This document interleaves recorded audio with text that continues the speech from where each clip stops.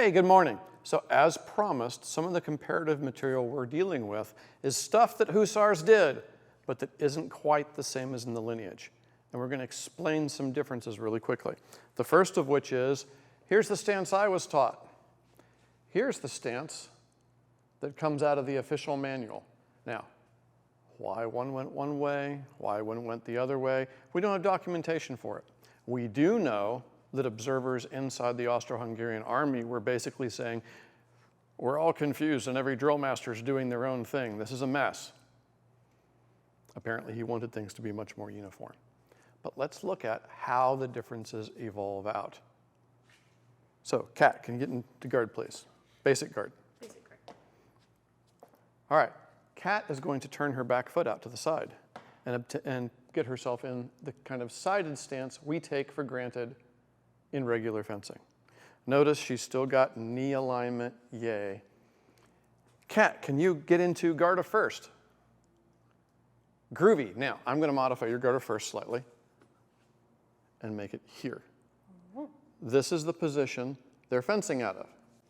The reason they're fencing out of that position is they've got a horse and they need to protect it. She's not going to do cuts 3 and 4 very often from here. They're part of the manual, they're part of the instruction, but she's going to favor cuts 5 and 6. She's going to favor cuts 1 and 2, and she's also going to have a vertical cut that we don't do much. We don't do it because we don't fight out of first. So if I'm here and she goes to throw cut 1, I make a parry, and then I, moulinang from the wrist, immediately go bop noggin. And you can see what her response is. Ah, go to 6th. That is the Radaelian answer. Instead, we're going to have her go back to first and just sweep across and get rid of it. So, throw cut 1, I go to bop noggin, and there you are back in first. At which point you can throw 5 or 6 or anything else you want. That's one option.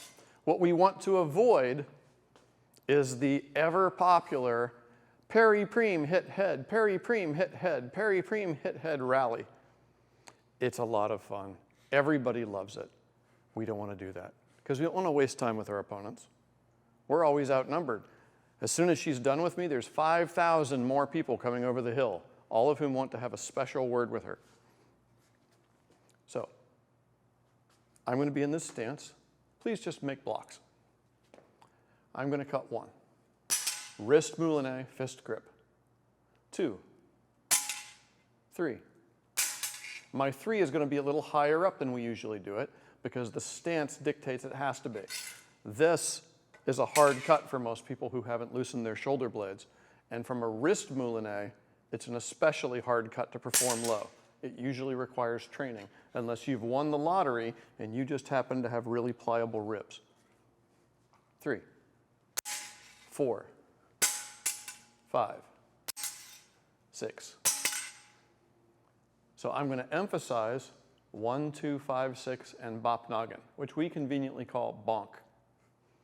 1, 2, 5, 6, bonk. And you went 6 again. Ha! Prior training is difficult. The false edge cuts that we do are still there. We see it in the Das Säbelfechten manual from 1900. We still have a fist grip.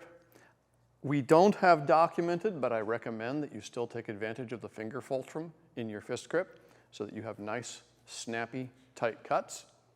They're wearing a padded apron, a mask, and a heavy glove so they can whack each other on the hands.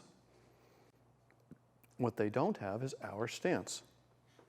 So they're going to generate power a little bit differently. Kat, step backwards slightly. Go into stance and Garda first. Lunge and bop noggin. All right. Now, what Kat has just done is a really nice lunge. We're going to make it a little bit smaller. So, continuing to power off the back foot, can you take that lunge slightly shorter with or without lean? Go. That's what we're looking for. The lunges shown in the manual are real. They're forward. They drop altitude, so we know they're getting extension, but they're not hilariously long lunges. That's because you can be presumed to be doing this outside. And if you've ever done a hilariously long lunge on grass, well, that's just comedy gold, right? All right, so that means those of you who are accustomed to these kind of stances, so long as you can get used to doing wrist moulinets with a fist grip, can easily adapt the material from the Hussar saber lineage by looking through the manual, it's in the back of the book, and seeing what has to change. What changes primarily, if we do just a quick little bit of pseudo sparring, is I'm going to throw cuts at her. I'm primarily fighting from the wrist. I'm primarily emphasizing the high cuts. I have absolutely no idea why I would emphasize the high cuts when I have a horse right here. Mr. Ed knows, though. It's his ears, and he'd like to keep them. All right, hit us up with comments. Play with it. Have fun. So if you liked what you saw and it was useful for you, please stab the like button, /subscribe, and punch the little bell icon so that you're notified immediately when new content comes available. Thanks, and go do the thing.